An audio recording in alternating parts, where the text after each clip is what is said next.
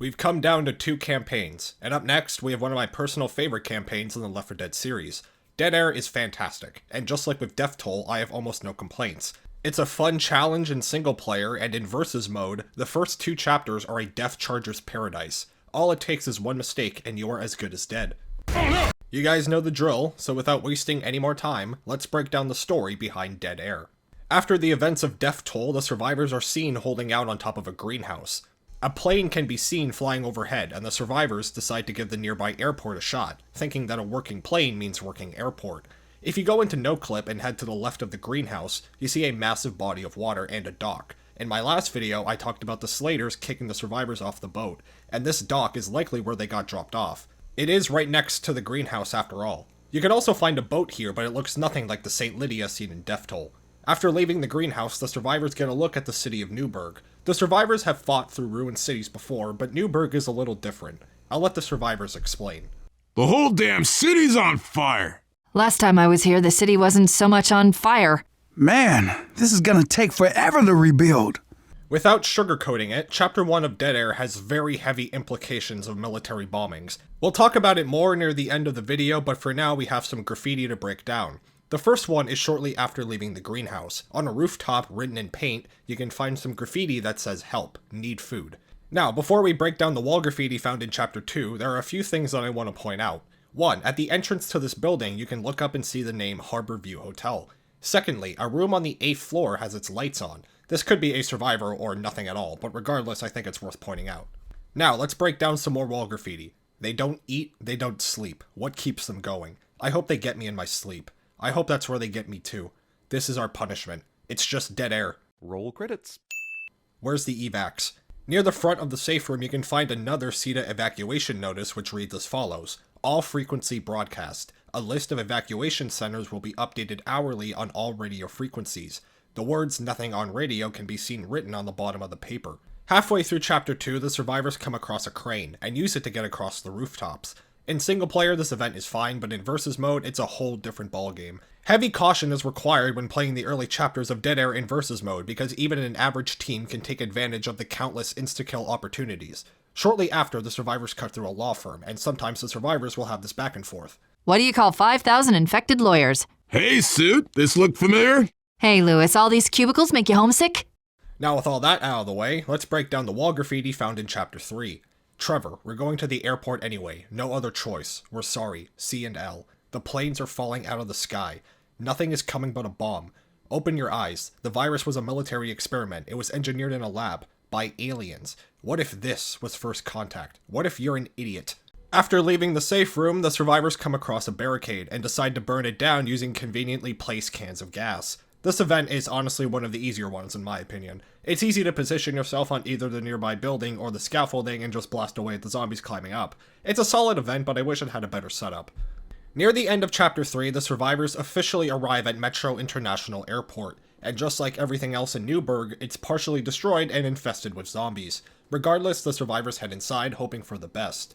There is a lot to go over in Chapters 4 and 5. Let's start with some wall graffiti. We are the real monsters. You are a real moron. No, that's the zombies, idiot. I think it's them, stupid. I hope you're dead now, moron. Have you been outside, jackass? I miss the internet. On the right of the safe room, you can find a mushroom cloud with tally marks that add up to 35. After getting a look at the inside of the airport, the survivors will sometimes have this back and forth. Just like I said, they bombed the airport. They really trashed this airport. What idiot bombed the airport?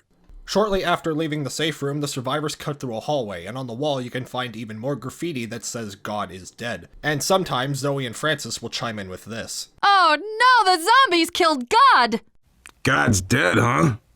Well, join the damn club. While walking through the airport, you may have noticed a few advertisements with some familiar names and locations. Let's break down a few of them. The first one is shortly before the van. You can see a sign displaying this. Riverside Children's Animated Film Festival. The event was going to start on October 23rd and end on October 25th. Important to note that these dates also line up with the dates found in the church. The next advertisement is a few steps to the right, where you can find another ad displaying the Allegheny National Forest. Try and remember the name because it will be important later. The next one is by the van, where you can find a pill advertisement with a very familiar phrase. After the van, you can find another ad for Mercy Hospital saying, "Give blood, save lives." And finally, near the end of Chapter 4, you can find a sign displaying a burger tank. Now let's move on. While walking through Chapter 4, you may have noticed this name, Vector Airlines. Here's a little fun fact. A vector, to put it in the simplest terms, are living organisms that transmit diseases between individuals. And remember, at the end of this campaign, a plane flies off with our crew of infected survivors. That would technically make the pilot a vector for the green flu virus. Near the end of Chapter 4, the survivors come across a metal detector and have to fight the infected to reach the safe room. Before we talk about Chapter 5, there are a few things that are worth pointing out. The first one is this statue. After walking past it, Zoe will sometimes chime in with this. Hey, Ayn Rand International Airport. I hate Ayn Rand. This is a reference to Atlas Shrugged, a book written by Ayn Rand. Zoe, being a college student, likely read the book before the outbreak and came up with this joke on the fly. Another thing that should be noted is that if you are super unlucky and get a tank spawn down here, the tank can break the statue and instantly down survivors using the giant globe. And finally, when you walk up the stairs, the survivors get a good look at the runway, and sometimes you get this back and forth between the survivors. Oh my god, Bill was right. They bombed the airport. They must have been trying to stop the infection from spreading. What did I tell you? They tried to stop people from leaving. Bill, I was the one who said that. The event at the end of Chapter 4 is one of the hardest in the game, and I know I say that a lot in these videos, but for this one I especially mean it. Expert or versus mode, it doesn't matter. Odds are you are not making it to the safe room. Now, before we talk about the finale, let's break down some wall graffiti. The safe room in Chapter 5 only has one piece of graffiti, and it's this. A memorial for an M. Ashton. The date is faded and very difficult to read, but I'm pretty sure the date is October 3rd, 2009. After the survivors leave the safe room, they witness a plane crash right in front of them. A few things to take note of before we talk about the plane pilot. 1. Most of the destroyed airplanes in this finale are orange and white. The plane that crashes in the intro, however, is blue and white. Secondly, a very similar airplane can be found in Chapter 2 of Swamp Fever. Reused model? Maybe, but it's still worth pointing out. Thirdly, if you look at the tail end of the C-130 that flies out the survivors, you can see the letters ROKAF, or Republic of Korean Air Force. This raises a lot of questions. First of all, in about 30 seconds, I'm going to show you guys some voice lines for the plane pilot, and you'll notice that he talks in a Midwestern accent. So we have an American pilot flying a military plane from the Korean Air Force, and as we'll come to find out, this pilot flew out multiple survivors from Newburgh before the survivors arrived at the airport, but we'll get to that in due time. For now, let's go over a few of the pilot's voice lines. Hey, you there! Gas me up, I'll get you out of here! Alright, gas me up, and we can fly out of here! Before we talk about the finale from a gameplay perspective, there are a few more pilot voice lines I want to go over. These voice lines I'm about to show you were cut from the game, and I couldn't find an audio file, so I'm just going to read them off for you. First of all, big shout out to Jace for bringing this to my attention. Seriously, he's been a massive help throughout the series.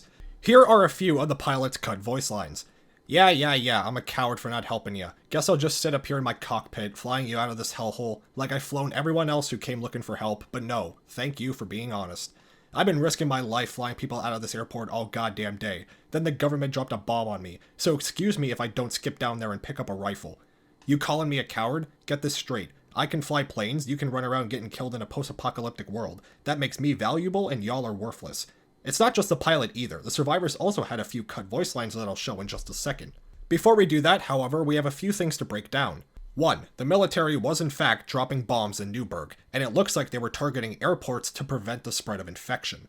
2. The pilot has already evacuated multiple survivors from this airport and dropped them off at an unknown location. And finally, if you check the wiki, it states that the survivors were supposed to have an argument with the pilot throughout the finale, but these ended up getting cut. It should also be noted that in these deleted voice lines, the name Terry is mentioned multiple times. More specifically, the survivors will comment on Terry being dead. Odds are the body holding the radio was meant to be Terry. Maybe he was a companion or friend to the pilot. Regardless, I think it's super interesting.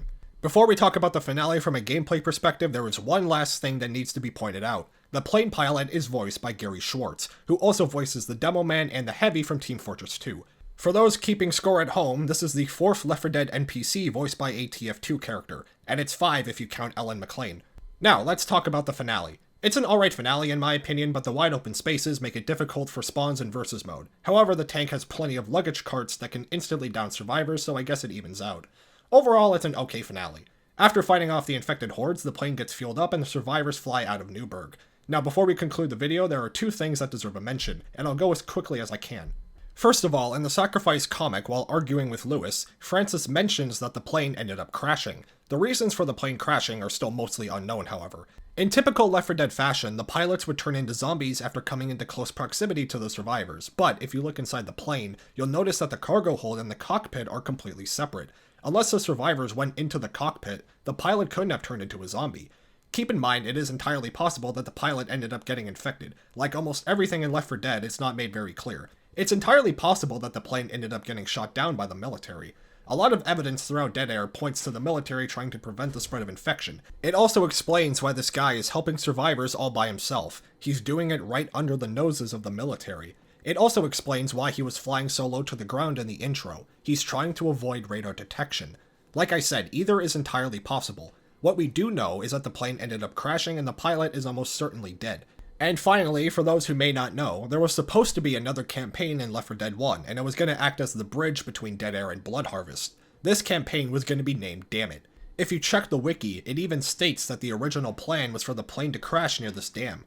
I might do a video on this campaign in the future because it was supposed to be canon, but we're going to have to wait and see on that.